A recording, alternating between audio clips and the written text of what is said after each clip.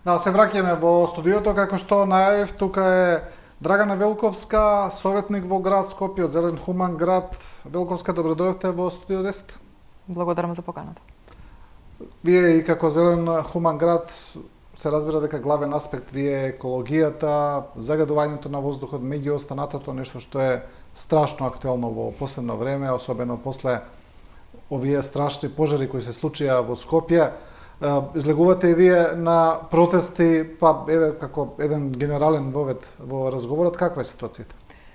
Ситуацијата е страшна.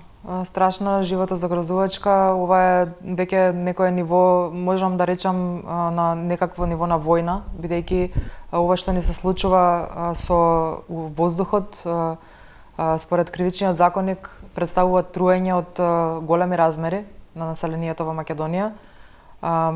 Дури во самиот кривичен законник е класифицирано како тероризам, пожарите, подпалувањето на пожарите и сето тоа што резултира со од големи размери загрозување на животот на луѓето и животните секако. Едноставно сме доведени во ситуација кога никој нема надеж дека може нешто да се измени, да се подобри. Луѓето се во една катастрофална состојба. Погледнете што се случува во Трубарево, иако беа издадени препораки да се евакуира населението, одби да се евакуира од таму, а како што излезе во медиумите, веќе има и хоспитализирани, бидејќи денови се со луѓето изложени на тој воздух. Загадувањето е хемиско, последиците се несогледливи.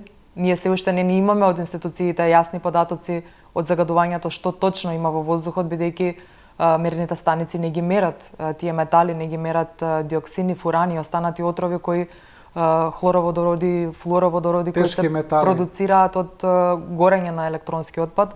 Значи, јавното обвинителство кажа дека радиација нема, меѓутоа во ред тоа беше, нели, за да го смири населението, да не се сомнева во нешто такво, бидејќи тоа е секако најстрашниот тип на загадување кој може да има многу тешки последици. Меѓутоа и овие од хемиското загадување се исто така страшни последици. Јас сум зачудена како може нашите институции, имаше изјави од челници на институции, министра за здравство зборуваше во првите денови кога кажа дека па нека гледаат да не излегуваат. Мислам, ситуацијата е до така лошо, страшно ниво дојдена. Тоа е недозволиво еден државник, еден представник на институција така да се изрази во јавност и на тој начин да се обидува лажно да ги смири луѓето, да нема никаква паника. Сега е време за паника.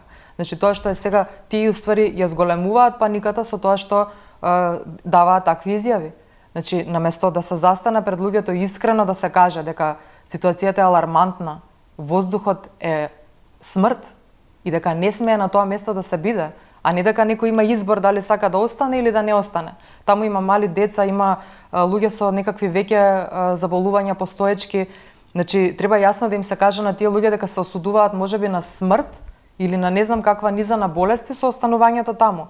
Јасно да им се каже и да им се каже не само соодветен тип на маски дека треба да носат, точно каков тип на маски треба да носат. Значи, кога немаме информации што точно има од загадување, да се однесуваме како да го има најстрашното загадување и да ги спроведуваме препораките така за да превенираме болести, да превенираме смртни случаи, бидејќи ова е сега во моментов за мене јас навистина се плашам што со тие луѓе таму ќе се случува понатака во следниот период. Па видите, премиерот вели гледаме дека има чад, вели, но воздухот не е загаден. И кога ќе ги отворите вие мерните станици на Министерството за животна средина, навистина гледате зелено. И тука граѓаните се збунети веќе. Горијан го објасни тоа на протестот во неделата кој се одржа на блокадата секој ден во 6 часот кој се одржува. Многу убаво објасни што тоа значи со мерните станици. Значи тоа мерната станица го мери воздухот во околината.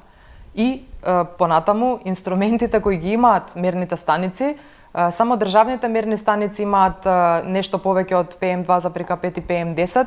Меѓутоа ни тие дури немаат за овие што ги спомнав соединенија кои се отровни и кои се создале со горењето на тој отпад кој гореше со часови.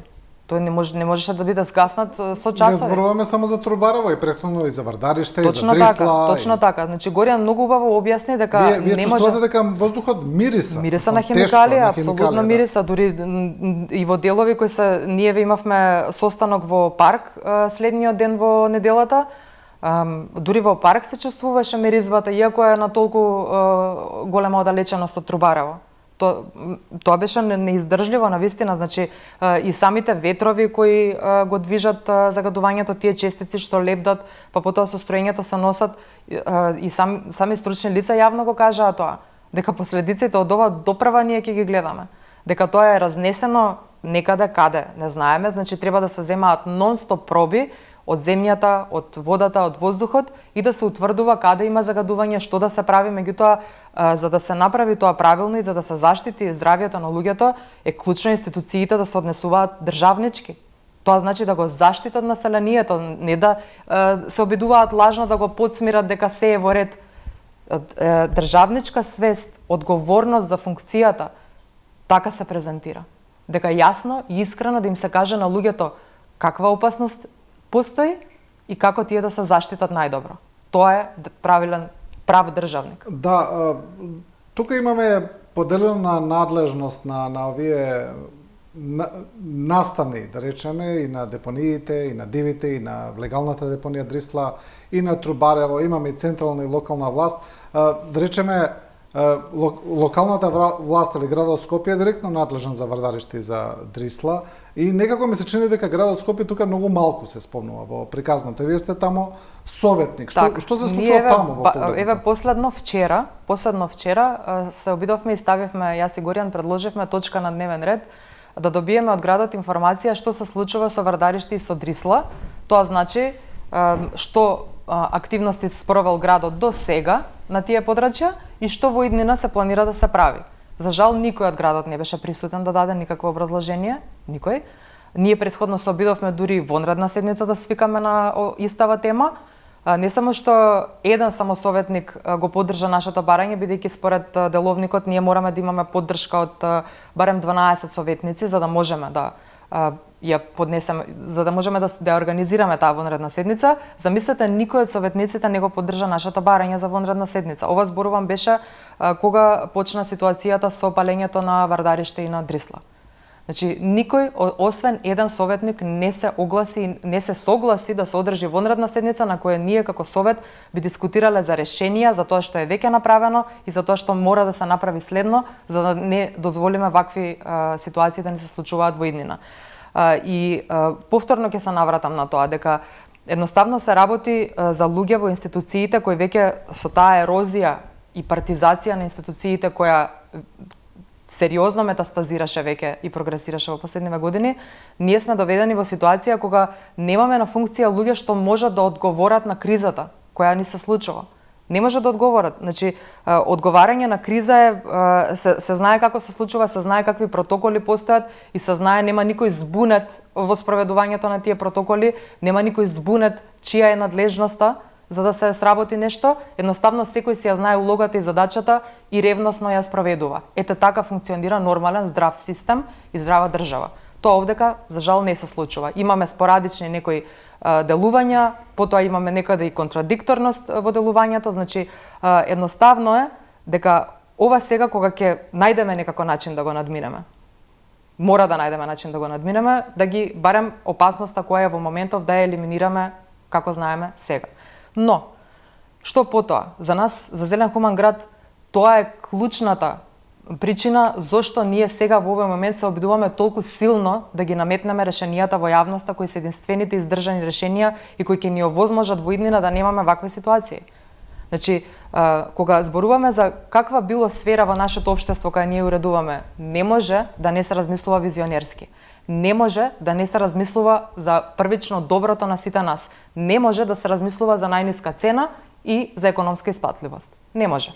Значи, ако сакаме да функционира ова општество, ако сакаме да имаме здрави луѓе овде што ќе останат во Македонија и што нема да бегаат, немаме друг излез, освен да спроведуваме најдобри решенија, кои се најдобри практики во светот и кои светот ги препознал како решенија кои имаат најмал негативен ефект врз нашето здравје и врз здравието на животната средина. Морам така да го кажам, здравието на животната средина, затоа што во крајна линија колку е здрава животната средина, толку сме здрави и ние луѓето кои живееме во неа. Знаете што ми е мене неверојатно? Велковска, еве кога зборуваме за овие политички препукувања, или кога вие велите дека во Советот на град Скопје се обидувате да свикате вонредна седница и никој не ви одговара, или кога премиер на држава ќе ви каже дека овие настани ќе се случуваат и понатаму, значи не јавува дека уште ќе има и дека тоа е политички, дека некој прави диверзии, прави ова, прави она. Неверојатно е дека, а сите гледаме, еве Трубарова беше најстрашно, ајде да речеме. Па сега палењето кое еве Сабајлево информацијата која излезе. Повторно имаме, да, автомобили. Вие гледате дека што ви се случува, мислам, тука живеат и они, така? Да. Тука им живеат децата, сите живеат тука, не живеат на друго место и некако не може да се оделат од политиката, од дневната политика, да се завземе некаков заеднички став, еве, ајде да речеме, оставете ја политиката на страната, дајте ова да го решиме, бидејќи живееме тука. Јас затоа викам дека да се има државничка свест и да се биде државник е одговорност. Кој не е на ниво на задачата, не смее да биде на функцијата. И од таа причина, ние овде, ако упорно продолжуваме како народ да гласаме исти луѓе кои гледаме дека едноставно не се на ниво на задачата, тогаш ние сме тие кои не си го решаваме сами проблемот. Ако погледнете историски наназад во изборите како одат рейтинзите на партиите и бројот на нивните гласачи, и пазете, тоа се гласачи кои се уценети со работни места, кои се заплашувани, уценувани, на други начини им се заканувале и така натаму, и сепак поддршката за партиите опаѓа. Опаѓа со тенденција секоја следна изборна година. И јасно се гледа таа прогресија на опаѓање. И на партиите можам да речам дека им одговара луѓе кои се апатични и кои сакаат да бойкотираат избори и да абстинираат. Им одговара, затоа што ако во 2017 со отприлика 6.000 гласови на локалните избори се добиваше советничко место, на изборите во 21 се добиваше со 4.500 гласови. Значи, колку повеќе луѓе абстинираат и се откажуваат, со толку помал број на гласови, таквите поединци, таквите функционери кои не заслужуваат да бидат на функции, ги добиваат функциите. Затоа, бидејќи нивната поддршка на партиите опаѓа, многу е важно луѓето кои се загрижени за да го подобрат животот овде, да излезат и да поддржат независни листи како Зелен хуман град. Затоа што нашата група беше единствена во Советот во овие 4 години која нудеше вакви решенија. Ние никогаш не бевме класична опозиција која викаше ама вие што направивте тогаш, ама што ќе правите сега, не. Значи зборувавме за решенија само. Решенија, затоа што тоа е што е важно.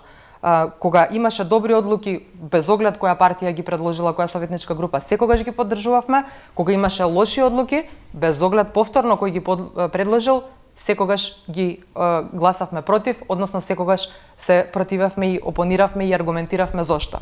Значи, луѓето сакам да кажам дека е можно сами да си помогнат. Меѓутоа, за сами да си помогнат морат да бидат упатени дека не е гласот изгубен ако се гласа за група како Зелен хуман град.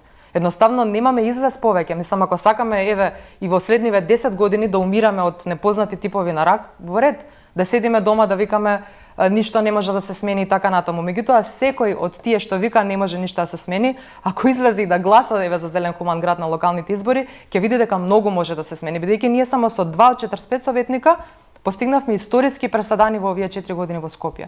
Обезбедивме решенија за зеленило јавно да се објавуваат, секој да може да ги оспори, секој да може да спречи сечење на зеленило, ако не е тоа за сечење, ако нели некој сака тенденциозно да си го исече. Спречивме урбанистички план штетен во Влаја кој ќе уништеше двор од основно училиште за да се градат таму не знам колкави висококатници што ќе го загрозеше животот и на децата пред се, но и на целото локално население. Потоа успеавме јавно да направиме седниците на Советот на град Скопје јавно да бидат објавувани во живо, да бидат пренесувани и сите материјали кои ги добиваме како советници однапред се објавувани. За секој граѓанин да може кога ќе ги добиеме ние 7 дена пред седница да ги погледне, да коментира ако сака на мој град, бидејќи мој град, нашата дигитална платформа за тоа е создадена, за да може секој да ги погледне информациите кои ќе се гласаат, да каже дали смета дека е таа одлука за поддршка, не е, зошто не е, да биде тоа јасно аргументирано и на тој начин сакавме да воведеме директна демократија во Скопје за прв пат исто така, затоа што никој друг, дури ни градот, значи никој во Македонија никаде не постои политичка група која што го прави ова што јас и Горијан сме го направиле во овие 4 години. И затоа за мене е многу важно луѓето да не бидат обесхрабрувани.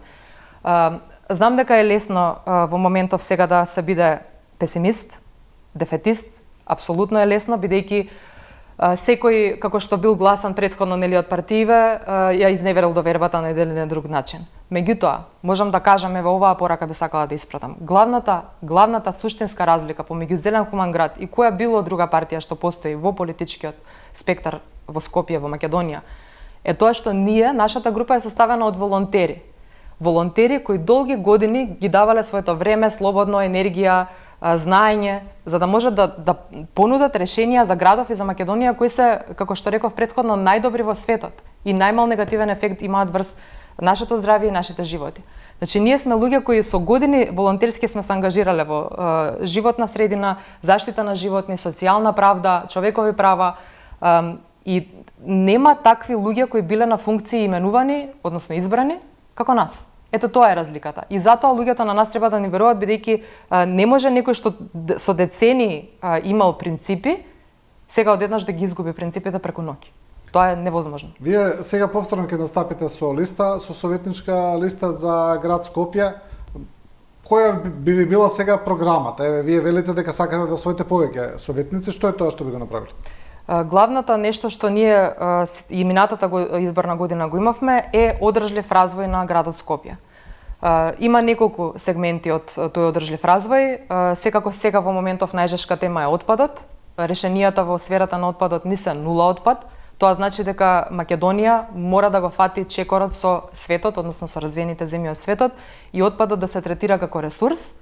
И бидејќи ние имаме околу 60 до 80% од вкупниот наш отпад отпаѓа на биоотпад, ние можеме со тоа да правиме компост во компостари, можеме да правиме биогаз, со тоа можеме биогаз да го врземе со фотоволтаични системи кои би се поставиле на крововите на јавни институции, кои би се поставиле на крововите на згради за индивидуално или за групно живење. Значи, да се создаде еден интегриран систем на обновлива енергија, со кој ќе можеме ние навистина да имаме обновлива енергија во Македонија, во Скопје. Се надеваме дека нели и другите околу нас градови ќе го прифатат истото, бидејќи тоа е секако корисно за сите, особено за ситуации како што е рек Битола, каде што луѓето умираат од рак во енормни бројки. И да излеземе веќе од тоа решавање на едно нешто, а при тоа расипување на 10 други нешта. Значи, нашите предлози секогаш се решенија, како што реков, најдобри што постојат. Освен третманот на отпадот на таков начин, фотоволтаичните системи со кои би се обезбедила енергетска независност пред се на луѓето, што е за нас многу важно. Исто така е многу битна и енергетската ефикасност на самите згради и на самите објекти и на куќите, и на тоа би се посветиле. Понатаму секако јавниот превоз. За јавниот превоз многу често се наметнува БРТ како идеја, и тоа сакам и сега да го повторам на гледачите, дека БРТ не е ништо повеќе од една злоупотреба на јавни пари, наметната без никакво учество на јавноста, ниту стручна, ниту општа. Значи, имаше еден зелен акцијски план за зелен град што ЕБОР си го финансираше и во него напиша: град Скопје има проблем со јавниот превоз. Кој е решението за тој проблем? БРТ. Ако таква е таа анализа стручна, научна, за која треба ние над 70 милиона иницијален кредит, над 70 милиона евра да земеме, и сме земале, и за кој треба да го раскопаме цел град, каде што има 2 главни водоводни цевки, таа траса ќе уништи над 7000 дрвја, значи ние не можеме да зборуваме за проект кој е добар за граѓаните. Апсолутно не. А што представува БРТ во суштина? Само за таа првична траса од над 70 милиони евра, ние ќе платиме, ќе се заглавиме во јавен долг за да издвоиме посебна траса и да направиме неколку автобуски станици. Мислите дека вреди 70 милиони евра да се дадат за тоа? Добро, дека таа идеја е напуштена веќе. Не знам дали воопшто некој Јас се надевам дека е напуштена затоа што навистина е опасна за Скопје, дека не само што ќе го заглави градот целосно, не само што може да ни го уништи доводот на вода потенцијално, туку и ќе ни ги уништи огромен број на дрвја кои на овој град насушно му треба. Значи не сме никакво решение во Скопје да се спроведува што толку голем број на дрвја ќе уништи во еден замав. Кое би било решението? Решението е да се издвои лента, како што веќе се обидало да се направи. Меѓутоа, за да се издвои таа лента само која ќе биде за јавен превоз, и евентуално за возила на брза помош нормално, тоа мора да биде строго контролирано од МВР. Еве ние дискутиравме дека и во Белград истото се случува. Значи едноставно решение. Многу просто решение што воопшто не бара финансии. Значи веќе имаме ние полиција која веќе мора да биде на терен да работи нешто, нека работи, нека го контролира тоа. Зошто да земаме над 70 милиона евра кредит, да си го уништиме градот и на крај ништо повторно да не постигнеме, кога ова можеме практично без пари викам, затоа што и распоредувањето на МВР сепак чини. Меѓутоа, значи практично без пари ќе добиеме едно одлично решение и секако мораме да го обновуваме возниот парк на ЈСП. Затоа што ЈСП во моментов располага со возен парк кој прилика просечна старост меѓу 12 и 13 години, а според европските правила, светските најдобри практики, паркот би требало да има возраст меѓу 7 и 9 години. Исто така, ова беше набавката на автобусите една од одлуките кои советници ја блокираа во Советот на град Скопје. Не се дозволи, не дадоа за глас да се набават автобусите, затоа што требало да има некакво задолжување, па ќе се проневерувале пари и така натаму, тоа беше образложението, меѓутоа имаше можност тоа да може да го контролира Советот, постоеше можност, значи можеше да се изнајде. Вие како Зелен Хуман град гласавте за или против? Да, гласавме, ја поддржавме одлуката апсолутно да се набават нови автобуси, со тоа што баравме нормално кога ќе се што и да е од финансиски план да се направи, дека Советот мора да има јасна контрола врз тоа што ќе се случува. Значи не да биде тоа дискрециона право на градоначалник или на не знам си кого таму и ние да немаме поим што се случува. Нашиот услов беше тоа, меѓутоа не може да се блокира набавката на автобусите кога ние на секој чекор не се палат, не се расипуваат автобуси, луѓето не може да стигнат на работа. И ова исто така сакам да го спомнам. Значи блокирањето на јавните претпријатија, комунална хигиена и ЈСП. Тоа се случи прв пат во историја на градот Скопје. Не знам дали знаете. Значи прв пат во историја на градот Скопје јавниот превоз застана. Не се собираше отпад. И тоа беше продукт на меѓупартиски препукувања внатре во претпријатијата. И тоа е резултат на оваа ужасна партизација што ние со години ја храниме на начин што остануваме надвор од изборниот процес, стануваме апатични и ете викаме дека нема избори, нема излез. Да ги завршам решенијата би сакала, значи освен сите овие нешта што ги кажав, генералниот урбанистички план е исто така еден клучен дел од управувањето на градот, тој мора да биде зелен. Генералниот урбанистички план на Скопје не може да не биде зелен. Значи тоа е планот што сега ќе каже буквално дали ние ќе имаме град во иднина. Затоа што тоа што сега му се случува на Скопје, ако со планот се продолжи таа тенденција и се дозволи и се легализира, ние ќе се соочиме со ситуација повторно како Колита кај Холидин, каде што се излеза на надвор од параметрите со помош на некакви селиниски центри. Тие го зголемуваат бројот на население локално и го влошуваат квалитетот на живот на тие подрачја, меѓутоа си се пуштени така во самиот генерален урбанистички план за да можат да се задоволат бизнис, финансиски нечии интереси. Градот мора да биде со консолидирани соседства. Тоа ние го имавме во нашата мината изборна програма. Во 15-20 минути пешачење да можеш се да имаш од јавни услуги, да имаш школа, градинка, пазар, библиотека, да имаш блиску 250 метри од твојот објект на живење, да имаш велосипедска патека, да имаш малска компостара. Малските компостари за нас се исто така еден клучен сегмент од овие консолидирани соседства и како што реков од управувањето со отпадот, затоа што не ние да плаќаме за да биде отпадот транспортиран со километри далеко од нас, па закопан во земја и депониран, или за депонирањето се плаќа. Значи, локално да си го третираме биоотпадот, кој е во голема фракција, како што кажав, меѓу 60 и 80% од вкупниот комунален отпад, и од него да создаваме можеме локално компост, а понатака тоа што останува од паркови зеленило, од зоолошка, тоа што останува како продукт од животните, сето тоа може да се користи во биогасни централи и како што реков на почетокот, тие да се врзат со фотоволтаични системи за производство на обновлива енергија. Понатаму е исто така многу важно велосипедските патеки кои се на територија на Скопје да бидат јасно поврзани, да има јасна мрежа и јасна хиерархија како дури што има во обични автомобилски коловозните ленти. Значи да се приоритизира таквиот тип на превоз, меѓутоа тој да биде јасно одвоен, да биде обезбеден, што сега не е случај, затоа што имаме по некое столбче тука и таму, меѓутоа најчесто се на преголемо растојание едни од други и влегуваат коли внатре во патеките и тие се некогаш и најчесто ако не е бескорисни. Да се обрне внимание на тоа, да се направат пешачки зони секаде каде што може да се направат. Има например во Париз една иницијатива за 300 улици да се направат пешачки и тоа околу основни училишта каде што најчесто гравитираат деца, затоа што било утврдено дека внатре во училиштата оние што се маркери од загадувањето азотни оксиди, од загадувањето од сообраќај, за отприлика 23% се намалиле во училиште кое било следено во текот на 2 години во воздухот кој го обкружувал училиштето и внатре во самото училиште. Со тоа ние би овозможеле на едни вакви средини да бидат заштитени, барем тука да бидат заштитени децата, ако не се заштитени еве на поширокото подрачје на градот. И во овој контекст сакам да ја спомнам улицата Васко Карангелевски. Васко Карангелевски, Зелен хуман град инсистираше да остане улица како што бараа заедно, ние го поддржавме локалното население уште во 21-ва, да остане како што беше улицата, бидејќи се наоѓа до основно училиште.